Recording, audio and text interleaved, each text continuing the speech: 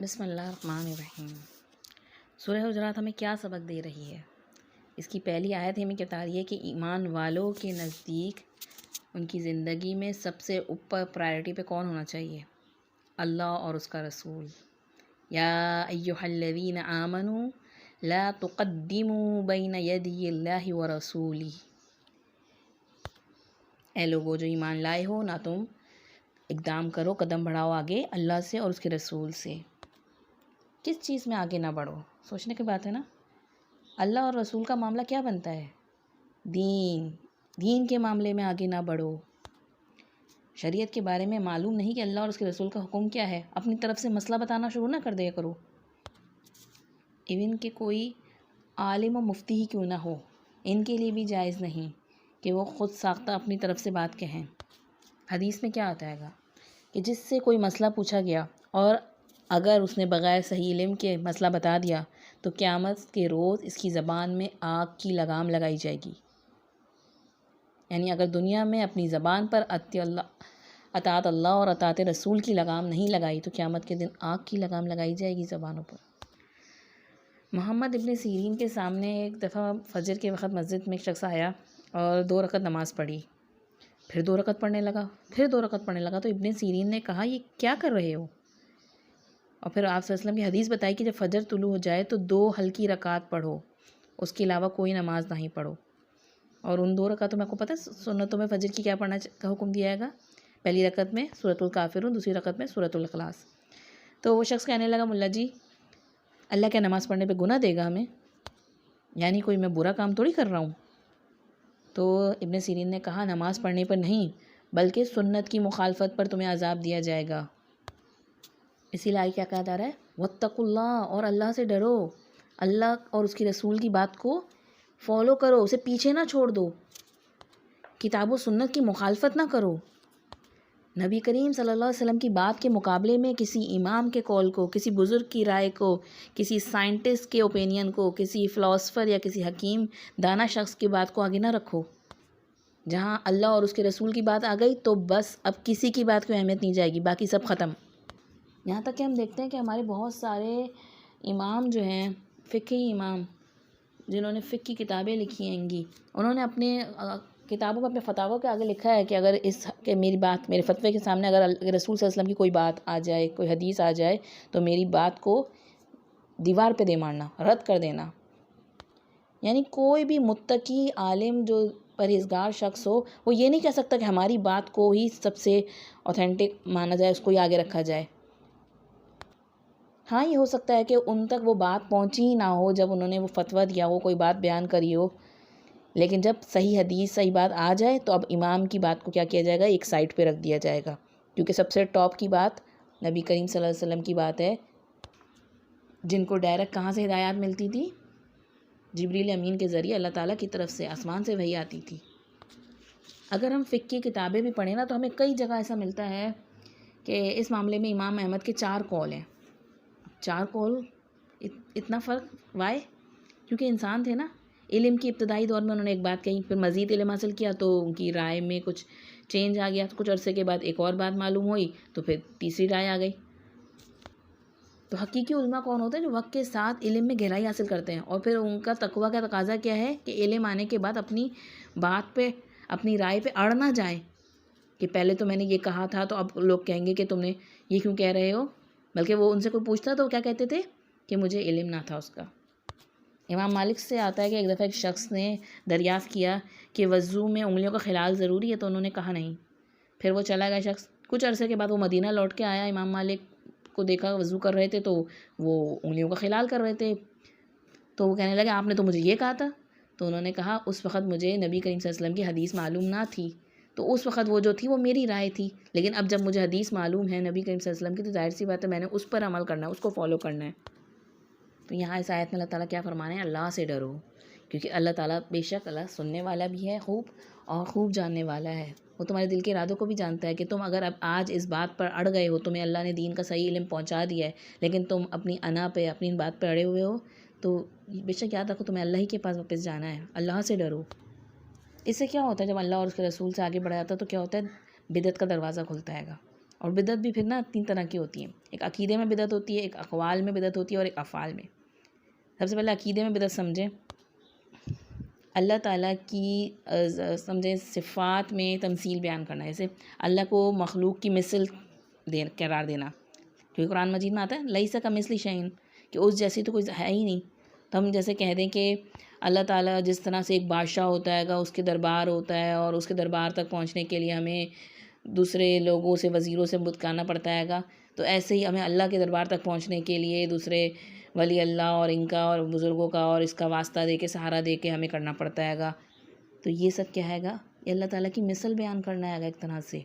या क्या किसी तरह कहना कि अल्लाह ताला का जैसे आता है हदीस मुबारका में, अल्लाह के चेहरे की बात आती है कुरान करीम में, तो कहना कि अल्लाह का चेहरा जैसे चाँद जैसा है। तो नाउज़ुबिल्लाह ये तमसील बयान करना अल्लाह ताला को, क्योंकि अल्लाह ताला को हमने अल्लाह ताला के बारे में जो अल्लाह ने बता दिया बस उतना ही जानते हैं।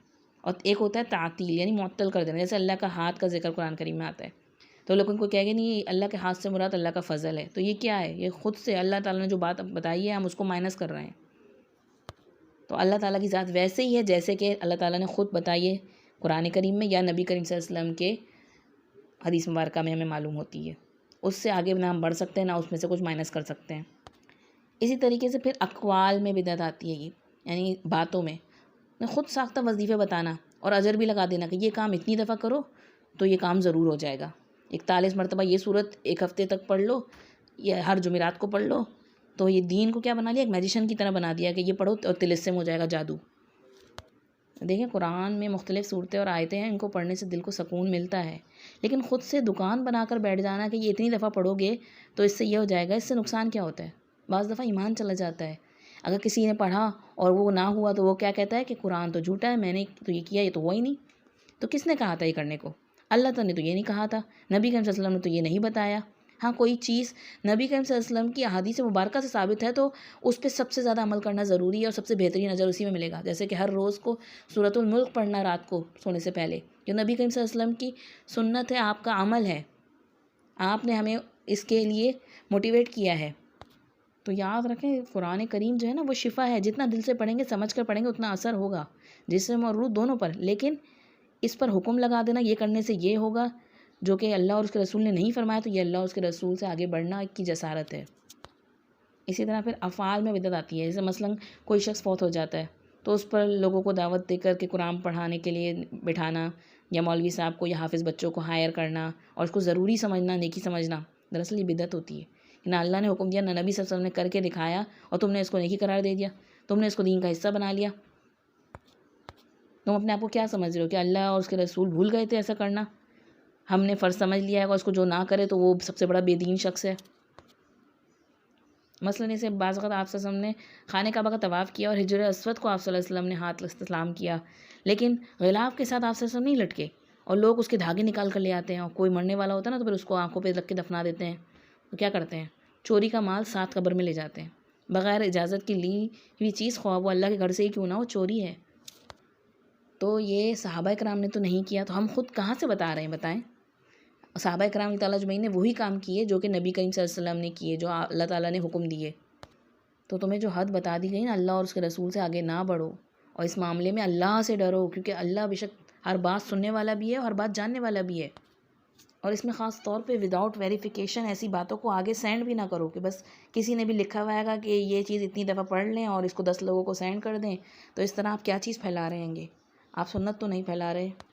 दीन ही हमारा सबसे सस्ता है कि उसको जैसे जैसे जहाँ चाहे मरोड़ तड़ोड़ के लोग पेश करते रहें और हम उसे आगे बढ़ाते रहें। नबी करीम सल्लल्लाहु अलैहि वसल्लम ने क्या फरमाया, अला इन्ना सिलतुल्लाहि आलिया, बेशक अल्लाह का सौदा बहुत महंगा है और अल्लाह का सौदा जन्नत है, जन्नत के लिए मेहनत करनी है। आज दीन का सारा इल्म जो है वो सहाबा कराम रज़ियल्लाहु ताला अजमईन के बाद मुहद्दिसीन और सबकी मेहनतों से बहुत महफूज तरीके से मौजूद है, लेकिन हम उस महफूज इल्म को भी सही तौर पे नहीं लेते हैं, बल्कि इधर उधर की चीज़ों में पड़े रहते हैं। और फिर कहते हैं दीन में तो इतना इख्तिलाफ़ है और इतने फ़िरके हैं और ये है, तो हम क्यों नहीं सही चीज़ पे जाते, क्यों नहीं अल्लाह और उसके रसूल की बात को ऑथेंटिक समझते। मुहद्दिसीन कराम ने अपनी ज़िंदगियाँ वक़्फ़ करेंगी, और जिन लोगों ने नबी करीम सल्लल्लाहु अलैहि वसल्लम की अहादीस मुबारका को रिकॉर्ड किया उनकी ज़िंदगियाँ तक रिकॉर्ड करके रखी हैंगी। ताकि ये दीन का इल्म जो है सही ऑथेंटिसिटी के साथ हम तक पहुँचे। और आज उस इल्म को मौजूद होते हुए भी हमें उसको तलाश करना मुश्किल है कि हम उस तक पहुँचने नहीं चाहते। खुद साख्ता चीज़ों में जिसमें हमें लगता है कि दुनिया के फ़ायदे ज़्यादा हैं, कि ये पढ़ लेंगे तो बस पूरे साल की छुट्टी आएगी, और इसमें तो लग रहा है कि हमारा सब कुछ, शादी भी हो जाएगी बच्चियों की और इसमें भी बरकत हो जाएगी, और ये जादू का वो चल जाएगा, बाकी हम ज़िंदगी में जो चाहे करते रहें। तो याद रखें, दुनिया में हम जो भी समझ के बैठे आएंगे इससे हमें जन्नत नहीं मिलने वाली है। दीन का सही सोर्स कुरान हकीम और नबी करीम सल्लल्लाहु अलैहि वसल्लम की अहादीस मुबारक हैं। सुन्नत रसूल पर रहेंगे, इसी को अपने लिए काफ़ी समझेंगे तो ही कामयाब हो सकते हैं, और इससे बढ़कर इस बाउंड्री को फलांग कर आगे निकलेंगे तो सुन्नतें उड़ जाएंगी। तो जब भी दुनिया में कोई बिदअत राइज होती है तो एक सुन्नत उठा ली जाती है और लोग सुन्नत की बरकत से महरूम कर दिए जाते हैं। तो हमारा दीन हमें सबसे पहले क्या अदब सिखा रहा है कि अल्लाह और उसके रसूल से आगे ना बढ़ो, तभी तुम्हारा दीन ईमान मुकम्मल होगा ईमान वालों, और तभी तुम्हारे अमल पे अजर दिया जाएगा, तुम्हारी नेकी हकीकत में नेकी होगी। इसी तरीके से सूरह हुजरात की ये आयत जो है हमें अदब सिखाती है कि दीन के अहकामात में अल्लाह रसूल के आगे ना बढ़ा जाए। तो उलमा कराम इससे ये भी निकालते हैं कि अल्लाह और उसके रसूल के अदब के साथ साथ वो लोग जो कुरान और सुन्नत की तालीम देते हों उनका अदब भी वाजिब है। हमारा दीन अदब का दीन है, जिसमें अल्लाह का अदब, रसूलों का अदब, शायर अल्लाह का अदब, कुरान का अदब, बड़ों का अदब, वालिदैन का अदब, उस्ताद का अदब, सफ़ेद बालों वाले बुज़ुर्ग का अदब, उम्र और इल्म में बड़े मुकाम वाले का अदब और एहतराम हम पर लाजिम है कि उनको तरजीह दें, प्रायोरिटी दें, उनसे मशवरा लें, उन्हें पहले बात करने दें, सब इसमें आता है। और याद रखें, ये किसी उस्ताद या उलमा फ़ुक़हा की शख्सियत परस्ती नहीं, एक्चुअल में शख्सियत परस्ती होती है कि जो इंसान अंधाधुन किसी की बात मानता चला जाए। अगर उलमा, फ़ुक़हा, उस्ताद आपको अल्लाह और उसके रसूल के हुक्म के मुताबिक तालीम दे रहे हैं तो उनकी बात मानना शख्सियत परस्ती नहीं होगी। इसके बरक्स उस्ताद क्या पढ़ा रहा है इसमें इंटरेस्ट नहीं है, बल्कि लोगों का इंटरेस्ट क्या है कि वो पहनता क्या है, वो खाता क्या है, उनकी पर्सनल लाइफ में क्या इंटरेस्ट है। तो ये दरअसल एक्चुअल में क्या है कि उनके काम, उनके मिशन से ज़्यादा आपको उनकी पर्सनैलिटी में इंटरेस्ट है, तो फिर ये आपको शख्सियत परस्ती होगी। आज दुनिया में देख लें ना, ऐसे ही तो होती है फ़ैन फॉलोइंग। लोग सेलिब्रिटीज़ की पर्सनैलिटी के सहर में मुब्तला होते हैं। इससे दीन ने रोका है, क्योंकि इससे दरअसल शिर्क पैदा हो जाता है।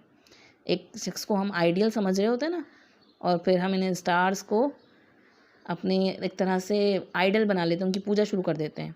तो मोहब्बत और अताअत में अल्लाह और उसके रसूल से आगे नहीं बढ़ सकते, किसी को भी नहीं किया जाएगा। लेकिन अहले इल्म की ताज़ीम, रिस्पेक्ट हमारे दीन का शायर है, पहचान है। ज़ालिका फ़ज़्लुल्लाहि युअतीहि मन यशा, जिन्हें अल्लाह ये दर्जा दे तो फिर उसको एक्सेप्ट करना चाहिए। ये अल्लाह का फ़ज़ल है जो उसने अपने बंदों को अता किया है। इस हवाले से एक हदीस आती है कि लोगों की इमामत वो कराए जो इनमें किताब अल्लाह को ज़्यादा पढ़ने वाला हो, और अगर वो सब पढ़ने में बराबर हों तो जो इनमें सुन्नत का ज़्यादा आलिम हो, और अगर वो सुन्नत के इल्म में बराबर हों तो फिर उनमें जो सबसे पहले जिसने हिजरत की हो, यानी दीन के लिए कुर्बानी की हो, और अगर हिजरत में भी बराबर हों तो जिसने इस्लाम कबूल करने में पहल की हो।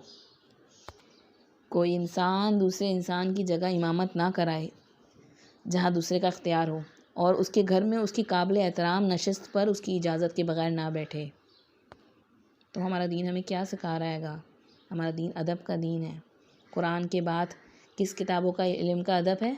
अहादीस मुबारका का अदब हैगा। ये सुन्नत का इल्म जिसके पास ज़्यादा हो, और सिर्फ़ हम ज़ाहिरी चीज़ों पे जाकर अपने दीन की लगाम दूसरों के हवाले ना कर दें कि किसी शख्स के हालत ऐसी हैगी और उसकी टोपी, दाढ़ी और उसकी तस्बीह और उसके माथे की निशान को देखकर कि अब वो जो कुछ कह रहा है हम उसे मान लें, बल्कि कुरान और सुन्नत की दलील मौजूद होनी चाहिए हम जिस पे भी अमल करेंगे।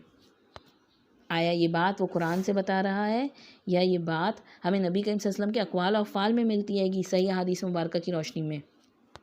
और इसके लिए हकीकी मायनों में फिर इंसान को दीन का इल्म हासिल करना पड़ता है।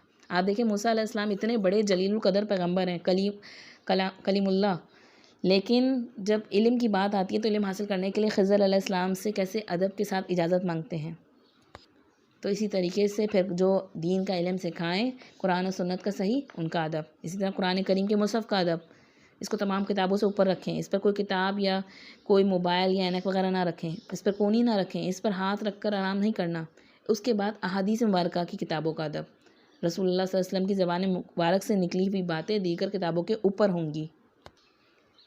इब्ने अब्बास रज़ी अल्लाह अन्हु का तरीका कहा था कि वो जब किसी सहाबी के पास जाते थे और कोई हदीस मालूम करने, तो वो उनके दरवाज़े पे बैठ जाया करते थे, इंतज़ार करते थे कि नॉक नहीं करते थे कि जब तक वो ख़ुद बाहर नहीं आएंगे तो उनसे मसला दरियाफ़्त नहीं करते थे। हालांकि वो जब सहाबी बाहर आते तो कहते थे अल्लाह के रसूल सल्लल्लाहु अलैहि वसल्लम के आप चचाज़ाद हैंगे, आपने क्यों नहीं हमें बताया? तो कहते थे कि आलिम अपनी कौम में नबी की तरह होता है और नबी की शान में वही नाजिल हुई है कि इसके बाहर आने का इंतज़ार किया जाए।